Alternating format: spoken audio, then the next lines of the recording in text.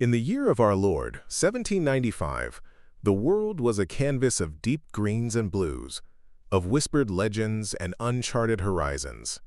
On the southern coast of Nova Scotia, a place where the North Atlantic sighs against a rugged shore, lies a small, teardrop-shaped island of just 140 acres.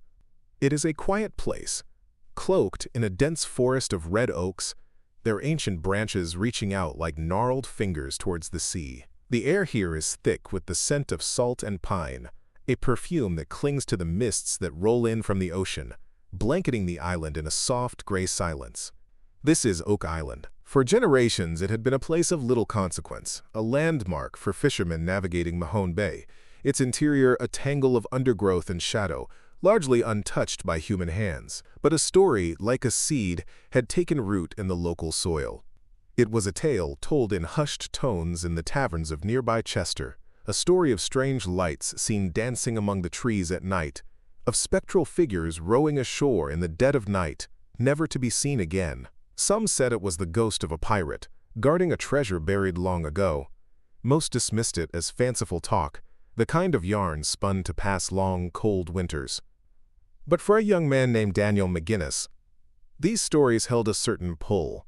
Daniel was 16, with a mind as restless as the tides and a heart full of the quiet curiosity that marks those who are destined to look a little deeper than their neighbors. He knew the woods and waters around his home, as well as he knew his own hands. He had spent his youth exploring the coastline, his bare feet familiar with every mossy rock and sandy cove. One day, late in the summer, with the sun casting long, golden shafts of light through the forest canopy, Daniel rowed his small dory across the calm, clear water to Oak Island. He had no particular purpose in mind, other than to wander, to listen to the whisper of the wind in the great oaks, and to feel the quiet solitude of the place. He beached his boat on the southern shore and made his way inland, pushing through ferns and thickets, the ground soft and loamy under his boots. He walked for what felt like a long time, the sounds of the shore fading behind him, replaced by the gentle hum of insects and the occasional call of a seabird high overhead. He came to a clearing, a place where the trees seemed to stand back, as if in deference to something. And there, in the center of the clearing, his eyes fell upon something that made him stop. It was a peculiar sight, one that did not belong to the natural order of the forest. From the thick, sturdy limb of an ancient red oak, a limb that had been deliberately sawn off, hung a ship's block and tackle. The wood of the tackle was gray and weathered, patterned with lichen, and the rope that threaded through it had long since rotted away, leaving only frayed, fibrous remnants that swayed gently in the breeze. It was old, very old, and clearly man-made. Daniel's gaze followed an invisible line from the tackle down to the ground below. There, directly beneath the severed limb, the earth was not flat, it was sunken, forming a distinct circular depression in the soil, about 13 feet across. The grass grew differently here, and the ground felt softer, looser, as if it had been disturbed long, long ago and had never fully settled back into its natural state. Daniel stood there for a long time, the forest silent around him.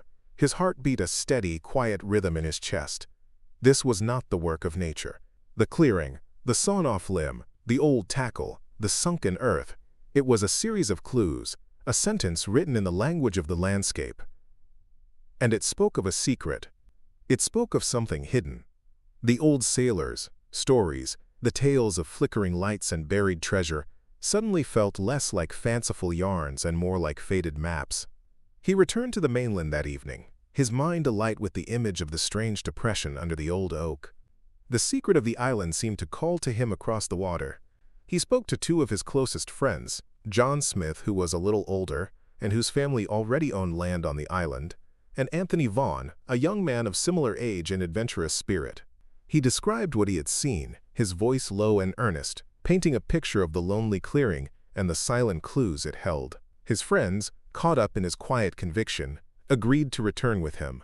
A few days later, the three of them stood in the same clearing, their eyes tracing the same lines that Daniel had seen. They brought with them shovels and picks, their youthful optimism, a tangible thing in the still air. They were not boisterous or loud. They were reverent, As if they understood they were treading on the edge of a great and sleeping mystery, they began to dig. The work was hard. The soil near the surface was a mix of loose earth and clay, but it was threaded with a dense network of roots. They took turns, their shovels sinking into the ground with a soft, rhythmic scraping sound. The sun climbed higher, filtering through the leaves, and the air grew warm and humid. Sweat beaded on their brows, but they did not stop. They were driven by a shared, unspoken question: what lay beneath their feet? At a depth of about 2 feet, their shovels struck something hard. Not a rock, but something flat and wide. With careful hands, they cleared the dirt away and uncovered a layer of flagstones, neatly laid and fitted together, covering the entire circular area of the pit. They were gray and smooth, their surfaces worn by time and the pressure of the earth. This was the first confirmation. This was not a natural sinkhole. This was a deliberate construction. A new wave of quiet energy passed through them. They pried the stones loose, one by one, and set them aside. Beneath the stones, the earth was dark and rich. They dug on, their shovels moving with renewed purpose.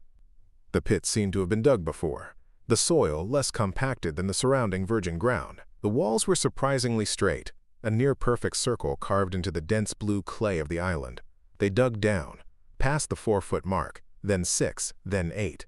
The air in the pit grew cooler, smelling of damp earth and minerals, and then, at a depth of exactly 10 feet, their shovels hit wood, a solid, unyielding surface. They scraped away the clay and found not a chest, but a platform of thick oak logs, laid side by side, their ends embedded firmly into the clay walls of the pit. The logs were old, blackened with age and moisture, but they were still solid. The surface was covered in a layer of charcoal, which seemed to have acted as a preservative. The boys stood on the edge of the pit, looking down at the dark wooden floor. The mystery had deepened. Why would anyone go to such lengths? A simple hole for a treasure chest would not require a platform of solid oak logs every 10 feet. This was something else entirely. This was engineering. This was a project of immense scale and effort. They managed to pry the logs loose, a task that took the better part of a day. The wood was heavy and waterlogged. Beneath the platform, there was only more clay. With a sense of weary determination, they continued to dig. The work became a routine. The scrape of the shovel, the haul of the bucket, the growing pile of dark earth beside the pit. They dug down through another 10 feet of dense, sticky clay. And just as before, at the 20-foot mark, they found another platform of oak logs, identical to the first.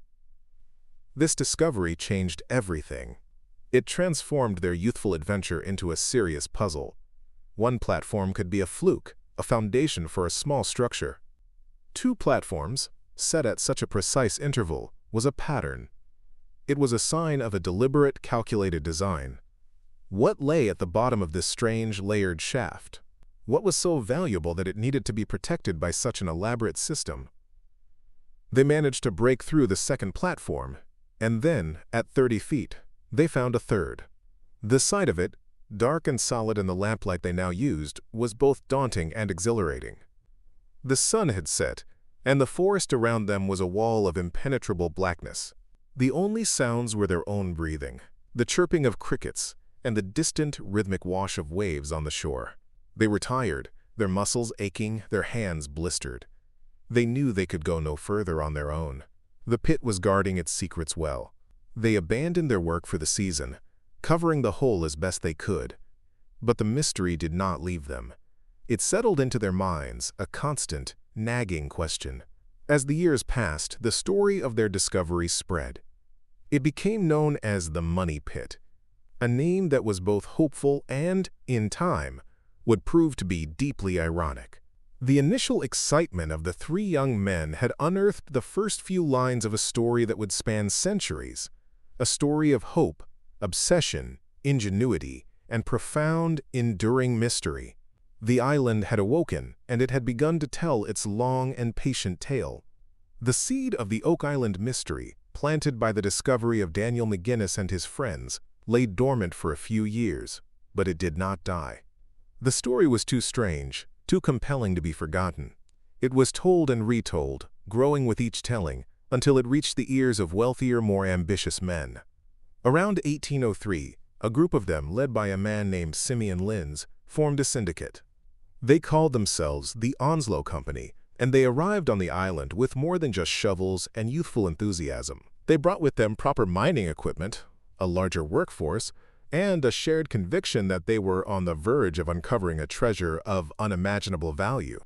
John Smith, one of the original discoverers, had since bought the lot of land containing the pit and built a house nearby. He joined the Onslow Company, his youthful curiosity having matured into a quiet, lifelong obsession. He watched as the new team, with their organized approach, easily cleared the first 30 feet that he and his friends had struggled so hard to excavate. The pit, which had been slowly filling with rainwater and debris, was once again an open wound in the earth, a dark circle of promise. The work of the Onslow Company was slow and methodical. They descended past the 30-foot mark, through the dense blue clay that seemed to grip their tools. The air in the shaft grew heavy and cool, carrying the scent of deep, undisturbed earth. Every shovelful of clay was hauled to the surface by a hand-cranked windlass and carefully inspected, but they found nothing more than dirt and stones. Their quiet diligence was rewarded. At 40 feet, their shovels struck wood, another platform of thick oak logs, just as the boys had described, then another at 50 feet, and another at 60. Between each platform, they found layers of other materials that baffled them. At one level, they discovered a thick layer of charcoal, black and brittle. At another, a strange, fibrous material that no one could identify at first. It was only later, when a sample was examined by experts, that it was determined to be coconut fiber.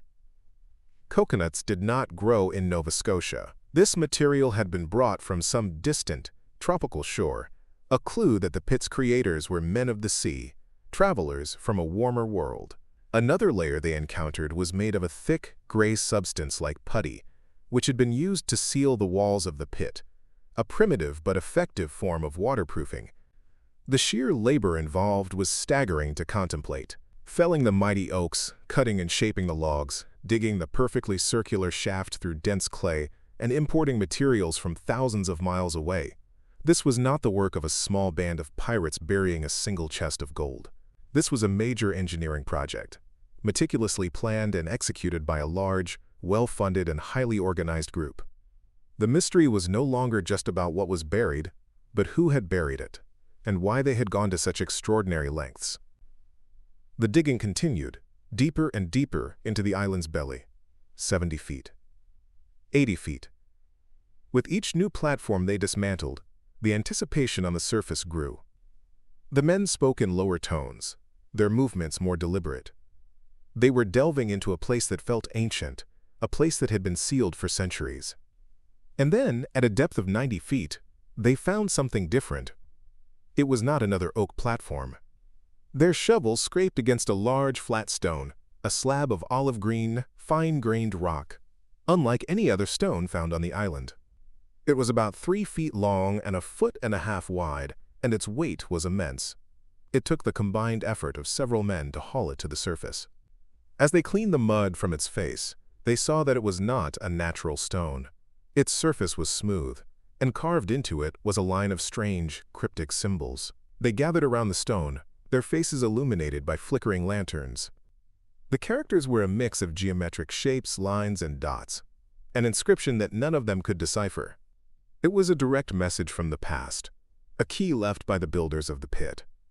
For years, the stone was displayed in a local bookstore, a curiosity for all to see. Many tried to translate the strange code. A local professor, years later, would claim to have deciphered the message, translating it to 40 feet below, 2 million pounds lie buried. While this translation is now widely disputed and considered a piece of folklore, at the time, it electrified the treasure hunters. It was the confirmation they had been seeking, a promise of immense wealth just a little further down. With renewed vigor, they returned to the pit. They broke through the clay floor where the stone had been found and dug on. 93 feet. 95. The air was thick and damp. They were so close. At 98 feet, One of the diggers drove a long iron crowbar into the soft clay at the bottom of the pit. It struck something hard. Wood, he probed with the bar, feeling its dimensions. It felt like a chest. A large wooden chest. A wave of triumph washed over the team. This was it. The final prize. They decided to stop for the night and retrieve their reward in the morning light. It was a decision born of exhaustion and excitement, a decision they would come to regret for the rest of their lives. The next morning, as the first rays of sun touched the island, they returned to the pit. But something was terribly wrong. The bottom of the shaft, which had been merely damp the night before, was now filled with water. Over 60 feet of murky, brown water stood between them and their prize. They were bewildered. Where had the water come from? The pit had been relatively dry for its entire 98-foot depth. They began to bail, a frantic, desperate effort, but it was futile. As quickly as they removed the water, it flowed back in, the level remaining stubbornly, maddeningly constant. It was as if they were trying to empty the ocean with a bucket. It took them weeks of study and observation to understand the terrible, ingenious truth. The money pit was not just a deep hole, it was a trap. The builders had constructed a sophisticated booby trap, a man-made flood tunnel connected to the nearby sea. They had excavated a tunnel from the shore of a small cove, now known as Smith's Cove, that sloped gently downwards, ending somewhere deep within the money pit. The last few feet of earth at the bottom of the pit had been the final plug, the trigger. When the crowbar had pierced that plug, it had breached the system, allowing the Atlantic Ocean to pour in and protect the treasure forever. The Onslow Company spent the next 2 years and a great deal of money trying to defeat the flood tunnel. They dug a second shaft nearby, hoping to dig down parallel to the money pit and then tunnel across to the treasure chamber below the water level. They dug to 110 feet, deeper than the original pit. But as they began to tunnel sideways, water burst through the wall. Their new shaft flooded instantly to the same level as the first. The island's defense system was more complex than they could have imagined. Defeated, their funds exhausted, the Onslow Company admitted failure. They packed up their equipment and left the island, leaving behind 2 water-filled holes and one profound, unanswered question. They had found the clues, the platforms, the foreign fibers, the inscribed stone, and they had sprung the trap. They had come closer than anyone before, and perhaps anyone since, to solving the mystery. But the island had won. The water in the pit settled, its surface reflecting the sky, a calm and placid mirror guarding a secret of unimaginable complexity. The second chapter of the Oak Island story had closed, not with a triumphant discovery, but with the quiet, gurgling sound of the sea reclaiming its own. For nearly half a century, Oak Island was left to its slumber. The water-filled pits slowly crumbled at the edges, overgrown with weeds and saplings. The story of the Onslow Company's failure served as a cautionary tale, a testament to the island's cunning defenses. The mystery, however, did not fade. It became a fixture of local lore, a puzzle that haunted the imagination of a new generation. In 1849, a new group, calling themselves the Truro Company, was formed. They were a more technologically minded group, emboldened by the advancements of the industrial age. They believed that where brute force had failed, ingenuity and machinery might succeed. Among their members was Anthony Vaughan, one of the original 3 discoverers, now an old man, his youthful curiosity having never left him. His presence was a living link to the very beginning of the quest, a quiet reminder of the promise that still lay buried beneath the island's clay. The Truro Company arrived on the island and found the money pit, now a shallow, waterlogged pond. Their first task was to re-excavate the pit down to the level where the Onslow Company had been defeated, a depth of about 86 feet. For 10 solid weeks, a team of horses powered a pump, drawing a continuous stream of water from the pit, but the level refused to drop. The ocean's hold was absolute. Frustrated but not defeated, they decided on a new approach. They would not try to dig the treasure out, they would try to prove it was there. They constructed a large drilling platform over the pit and brought in a hand-operated pod auger, a tool designed to drill into the earth and bring up core samples. It was a crude but effective method of peering into the flooded depths. They lowered the auger down through the water, and began to drill into the debris at the bottom of the pit at a depth of 98 feet. The drill passed through a layer of spruce, which they reasoned was the top of the wooden object, the treasure chest, that the previous searchers had struck. Then the auger dropped through a space of about 12 inches, as if it had broken through the lid of a box. It then hit another layer of wood, which they took to be the bottom of the chest. After that, it passed through several inches of what the drill operator described as metal in pieces. This was the moment they had been waiting for. Eagerly, they pulled the auger up to the surface. In the small core sample, embedded in the clay and mud, they found several tantalizing clues. There were splinters of oak and spruce, confirming the presence of man-made objects below. There was more of the mysterious coconut fiber. And then, there was something that made their hearts leap. Gleaming in the sunlight, tangled in the debris, were 3 small links of a delicate, ancient-looking gold chain. It was the first tangible proof of treasure.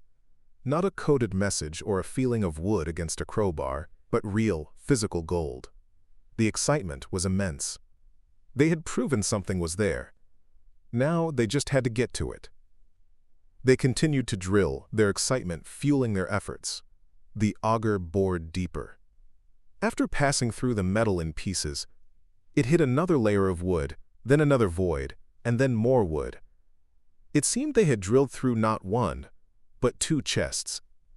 Some even speculated it was 3. The samples brought up from these lower depths were just as intriguing. More wood, more coconut fiber, and a substance that looked like parchment, with a few letters written on it, though it was too damaged to be read. Their drilling had confirmed the presence of treasure, but it had also done something else. In their eagerness, they had effectively destroyed the very chests they were trying to recover, drilling through them and mixing their contents with the mud and clay at the bottom of the pit. Their plan was to prevent the flooding by building a new shaft, similar to the one the Onslow Company had attempted. They would sink it to the west of the money pit, go deeper than the treasure, and then tunnel across. But before they could begin this new shaft, a strange and disheartening event occurred.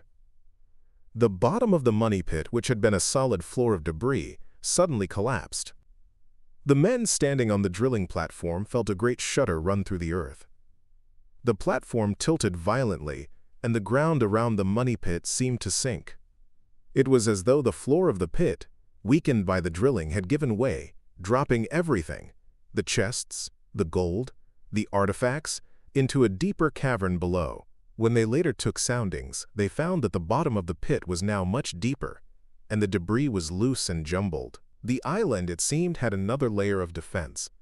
It had not only flooded its secret chamber, but it had also swallowed it whole. Undeterred, the Truro Company spent the next few years and a great deal of money trying to bypass the flood tunnel. They believed it originated at Smith's Cove, a small crescent-shaped beach on the island's eastern side.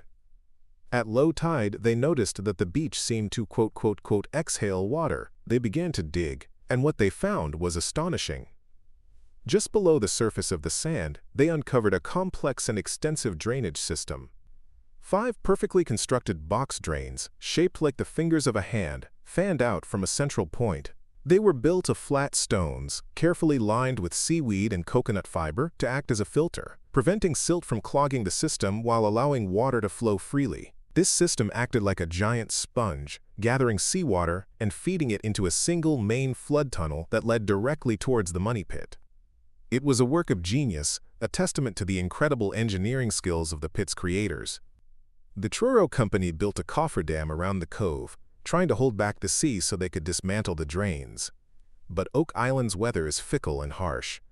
A powerful storm rolled in, and the Atlantic, in its fury, smashed their dam to pieces, undoing months of hard work in a single night. The company made one last, desperate attempt. They dug a new pit, their 3rd major shaft, hoping to intersect the flood tunnel itself and plug it. They dug to a depth of 120 feet, and then began to tunnel towards the money pit. But once again, the sea was patient and powerful. Water burst through the walls of their tunnel, and their new shaft flooded in a matter of minutes, the water rising to the same level as in all the other pits. The Truro Company was financially ruined. They had found gold. They had uncovered the source of the flood tunnels. And they had come to understand the true complexity of the island's secrets. But they had not recovered the treasure. They had only deepened the mystery and added their own chapter of struggle and failure to the island's growing legend. As they left, the island returned to its quiet state, the waves washing over the strange drains at Smith's Cove, the water in the pits reflecting the passing clouds. The secret held fast, deeper now than ever before. The years that followed the Truro Company's departure saw a parade of new hopefuls, each armed with a new theory, a new technology, or simply a renewed sense of optimism. The island became a stage for a slow, unfolding drama of human endeavor against a silent, earthen fortress. The name of each new enterprise, the Oak Island Association, the Halifax Company, the Oak Island Treasure Company, became another layer in the island's history, like the oak platforms in the pit itself. In 1861, the Oak Island Association arrived. They brought with them the power of steam. A large, noisy steam engine was set up near the pit, its boiler chugging away, powering a pump that they believed could finally conquer the water. For a time, it seemed to work. The water level in the money pit actually began to drop, but the island was not to be defeated so easily. As the men worked, the boiler of the steam engine, pushed beyond its limits, suddenly exploded. The blast was tremendous, sending shrapnel flying through the air. One man was killed instantly, and several others were badly injured. It was the first death in the long history of the treasure hunt, a tragic and sobering moment. A shadow fell over the island, and for the first time, whispers of a curse began to circulate, a dark legend that the island would claim lives before it ever gave up its treasure. Despite the tragedy, the work continued. They managed to repair the pump and once again lower the water level. They sent a man down into the original money pit to inspect the damage from the collapse that had occurred during the Truro Company's time. The shaft was a mess of tangled timbers and loose debris. It was far too unstable to enter safely. The dream of simply digging out the treasure was now an impossibility. The pit was a collapsed ruin. The focus of the search began to shift. If they could not enter the money pit directly, perhaps they could find another way in. The searchers began to dot the landscape with new shafts, boreholes, and tunnels, a frantic and often haphazard attempt to find a back door to the treasure chamber. They probed and drilled, creating a subterranean maze, a honeycomb of failed attempts that only served to make the island's geology more unstable and the mystery more opaque. During this period, in the late 19th and early 20th centuries, the theories about the treasure's origin blossomed. The simple idea of a pirate's chest had evolved into grander, more romantic hypotheses.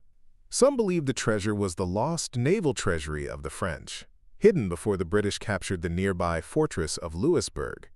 Others whispered that it was the crown jewels of Marie Antoinette, smuggled out of France during the Revolution by her ladies-in-waiting and brought to the New World for safekeeping. More esoteric theories began to emerge as well. There were those who believed the pit was the hiding place for the lost manuscripts of William Shakespeare, proving that Francis Bacon was their true author. And then there was the most captivating theory of all, that the Knights Templar, after the suppression of their order in 1307, had used their vast fleet to transport their sacred treasure, perhaps even the Holy Grail itself, across the Atlantic to this small, unassuming island, creating the elaborate pit to protect it for all time. Each theory had its proponents, each pointing to different clues. The use of coconut fiber suggested a connection to seafaring trade routes. The sheer scale of the engineering suggested a military or quasi-military organization like the Templars. The cryptic symbols on the 90-foot stone could be interpreted in a dozen different ways to support any number of conclusions. The island became a mirror, reflecting the hopes and obsessions of those who came to challenge it. In 1897, a man named Frederick Blair and the Oak Island Treasure Company brought a new tool to the island, the steam-powered core drill. They drilled in and around the money pit, bringing up more tantalizing, yet inconclusive, samples. One core sample, brought up from a depth of 153 feet, contained a tiny piece of parchment. It was a fragment of a document, and on it, written in India ink with a quill pen, were two letters, Vi. It was a microscopic clue, a whisper from the past, but it was enough to keep the dream alive. Another drill, at a depth of 126 feet, struck a solid iron barrier. For days, the drill ground against it, unable to penetrate. When they finally pulled the drill bit up, it was worn and blunted. They never managed to get through that iron, and its nature remains a mystery to this day. They also believed they had found the flood tunnel. Using colored dye, they confirmed a connection between the water in the pit and the sea. They brought in 5 high-capacity pumps and, for the first time, seemed to be winning the battle against the water. But as they pumped, a new problem arose. The water level in the pit dropped, but a whirlpool formed in Smith's Cove, and another appeared on the south shore of the island. They weren't just pumping out the pit. They were pumping out the ocean through a complex, porous network of tunnels and fissures, some natural, some man-made. The island's hydrological defenses were a web, not a single thread. Blair's company tried a desperate and dangerous plan. They would use dynamite to collapse the flood tunnel and seal the pit. They lowered charges into several boreholes and detonated them. The explosions sent geysers of mud and water into the air, and the ground shook violently. But when the smoke cleared and the water settled, nothing had changed. The water level in the pit returned to its normal height. The dynamite had done nothing but further destabilize the area, making any future excavation even more perilous. The early 20th century saw more attempts, including one by a young Franklin D. Roosevelt, who was part of a treasure-hunting syndicate for a time, maintaining a lifelong interest in the island's secrets. But each attempt ended the same way, with funds exhausted, equipment broken, and spirits crushed. The island seemed to have an inexhaustible capacity to resist, to absorb every new technology and every new effort, and to yield nothing but more questions. The money pit had become a vortex, pulling in fortunes, careers, and even lives, and offering in return only fleeting glimpses of what might lie within its depths. The quiet, curious search of 3 boys had become a century-long siege, and the island was still holding fast. The middle of the 20th century brought a new kind of searcher to Oak Island. The era of large, faceless companies gave way to the passion of individuals, men who would dedicate their lives, and in some cases, lose them, to the island's puzzle. In 1959, a man named Robert Restall, a former steelworker and circus daredevil, arrived on the island with his wife, Mildred, and their 2 children. He had read about the mystery and become utterly captivated. He sold his home, cashed in his savings, and moved his entire family to the island, taking up residence in a small fisherman's shack near the money pit. For the Restalls, Oak Island was not just a project, it was their home. They lived a simple, rugged life, isolated from the mainland for much of the year. Robert, with the help of his son Bobby, spent his days exploring, digging, and piecing together the clues left by over a century of failed searches. He was a meticulous researcher, and he believed he was making real progress. He re-excavated one of the old 19th century shafts near the money pit, and believed he had found evidence of an older, pre-money pit structure, a series of stone-lined tunnels that he thought were the work of Spanish sailors. He was convinced he was on the verge of a breakthrough. Then, on a hot, humid afternoon in August of 1965, tragedy struck again, swiftly and silently. Robert Restall was working at the bottom of his shaft when he was overcome by gas, likely hydrogen sulfide or carbon monoxide seeping from the disturbed, decaying earth. He lost consciousness and slumped into the muddy water at the bottom of the pit. His son, Bobby, who was at the top of the shaft, saw his father fall and immediately scrambled down the ladder to help him. He, too, was overcome by the invisible poison and collapsed. 2 workers who were with them, Carl Grazer and Cyril Hiltz, seeing the 2 men motionless below, rushed down to attempt a rescue. They, too, succumbed to the fumes. Another man, Andrew Damone, was lowered on a rope, but he also passed out, though he was luckily pulled back to the surface just in time and was later revived.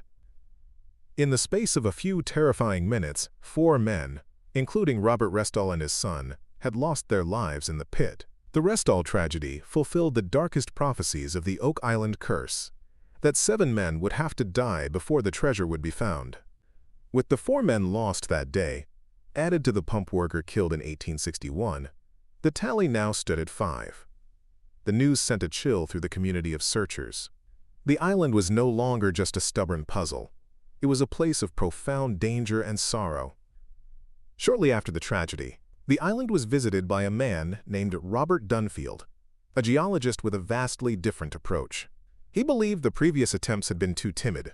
He saw the landscape littered with collapsed shafts and spoil heaps, and decided the only way to solve the mystery was with brute force. He brought in heavy machinery, bulldozers and cranes, and in 1966, he began to literally scrape the island apart. He dug a massive trench, 100 feet wide and 140 feet deep, obliterating the original money pit and many of the surrounding shafts in the process. His methods were controversial, seen by many as a desecration of the island's history. He moved tons of earth, but his great pit was constantly plagued by flooding and collapses. After a few months of frustrating work, his money ran out, and he was forced to abandon his gargantuan effort, leaving behind a massive, muddy crater that scarred the landscape for years to come. While Dunfield was tearing up the earth, another man was beginning a much quieter, more patient quest. His name was Dan Blankenship, and he arrived on the island in the late 1960s. A former contractor from Florida, Blankenship, like Restall, had become obsessed with the mystery. He formed a partnership with a man named David Tobias, and together they formed the Triton Alliance, securing the search rights to most of the island. Blankenship was a different breed of searcher. He was methodical, tenacious, and deeply respectful of the island's history. He spent years living on the island, walking its shores, studying its strange geology, and poring over the records of past searches. He believed the key was not in the money pit itself, which he considered a collapsed and dangerous ruin, but elsewhere. His attention was drawn to a borehole that had been drilled in 1937, known as Borehole 10X, located about 180 feet northeast of the money pit.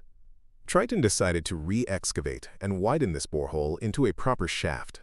They drove a steel caisson, a large reinforced tube, deep into the island's clay. At a depth of 235 feet, far deeper than any previous search, they broke through into a bedrock cavern. Dan Blankenship, a man of immense courage, insisted on being lowered into the flooded, subterranean chamber. He descended into the blackness, and what he described upon his return was astonishing. He claimed to have seen, in the murky water, the shape of a human body, a large wooden chest, and various tools. To verify his claims, they lowered an underwater camera into the cavern. The resulting footage was grainy and inconclusive, but it captured images that seemed to support Blankenship's story. There were shapes that looked like chests, timbers, and what some interpreted as a severed human hand. The discovery at 10X created a sensation, but it also created a new set of problems. The cavern was unstable, and repeated attempts to dive and recover the objects failed due to strong currents and collapsing sediment. The cavern, like the money pit before it, seemed to be guarding its secrets with an almost supernatural stubbornness. While Blankenship focused on 10X, another key figure was conducting his own, largely separate, investigation. Fred Nolan, a land surveyor, had begun buying up lots on the island in the 1960s. He and Blankenship developed a long and often contentious rivalry, two stubborn men with different theories, sharing the same small island. Nolan believed the secret of Oak Island was not buried deep underground, but was written on the surface. He spent decades meticulously surveying every inch of his property, and he made a series of remarkable discoveries. He found a large, cone-shaped stone, which he believed was a survey marker. He uncovered a formation of large boulders laid out in the shape of a giant Christian cross. Most famously, he discovered a triangle of boulders near the shore, which he believed was a key marker, pointing the way to the treasure's location. For over 40 years, Dan Blankenship and Fred Nolan pursued the mystery in their own ways, two titans locked in a quiet battle with the island and, at times, with each other. They became living legends, their names synonymous with the modern search. They had devoted their entire adult lives to the puzzle, sacrificing fortunes and relationships for a dream buried in the Nova Scotian clay. Their long tenure on the island represented the deepest and most personal chapter of the search yet, a story of unyielding human persistence in the face of an enigma that simply refused to be solved. And during their watch, in 1995, a young man exploring the beach at Smith's Cove slipped on a rock, fell, and hit his head, becoming the sixth person to die, bringing the curse's grim prophecy one step closer to fulfillment. As the 21st century dawned, the search for the Oak Island treasure entered a new and technologically advanced phase. The era of lone-obsessed searchers like Dan Blankenship and Fred Nolan began to wane, giving way to a new team with deep pockets and a deep, personal connection to the mystery. This new chapter began not on the island itself, but in a quiet suburban home in Michigan, decades earlier. Two brothers, Rick and Marty Lagina, had, as young boys, read an article about the Money Pit in a 1965 issue of Reader's Digest. The story of the strange oak platforms, the coated stone, and the ingenious flood tunnels captured their imaginations completely. It became a shared childhood dream, a romantic and captivating puzzle that they never forgot. Marty went on to become a successful engineer and businessman in the energy industry, while Rick worked for the Postal Service, but their fascination with Oak Island remained a constant, quiet presence in their lives. Years later, with the resources to finally pursue their dream, the Lagina brothers, along with a group of partners, purchased a controlling interest in the island's tour company, effectively taking over the treasure hunt from the aging Dan Blankenship, who became a respected partner and guide in their new venture. They arrived on the island not with the brute force of Dunfield or the solitary obsession of Restall, but with a unique combination of childhood wonder, scientific methodology, and a profound respect for the island and the people who had searched before them. Their approach was to leave no stone unturned, to investigate every theory, and to apply modern technology to the centuries-old problem. Their team was a fellowship of experts, metal detection specialists, geologists, divers, and historians. The island, which had been the domain of pickaxes and steam pumps, was now being scanned with ground-penetrating radar, analyzed with seismic testing, and explored with sophisticated remote-operated vehicles. One of their first major discoveries came from a simple act of searching a swampy, triangular area on the island that had been largely ignored by previous teams. A metal detection expert, sweeping the muddy ground, got a strong signal. After careful digging in the muck, they unearthed a small, dark, circular object. When they cleaned it, they found it was a Spanish coin, a maravedi, dated to the 17th century.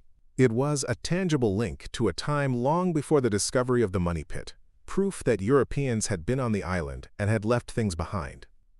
Their work brought them to Smith's Cove, the site of the original box drains discovered by the Truro Company. They built a massive cofferdam, larger and far more robust than any before it, and pumped the entire cove dry. In the exposed seabed, they not only rediscovered the finger-like drains, but also found a large, U-shaped wooden structure. Carbon dating placed the wood in the early 1700s, well before the Money Pit's discovery. What was its purpose? Was it part of the construction of the flood tunnel, or something else entirely? Nearby, buried deep in the mud, they found another incredible artifact, a lead cross, crudely made but undeniably old. Its composition suggested it could be of Templar origin, a discovery that sent ripples of excitement through the team and the followers of the mystery worldwide.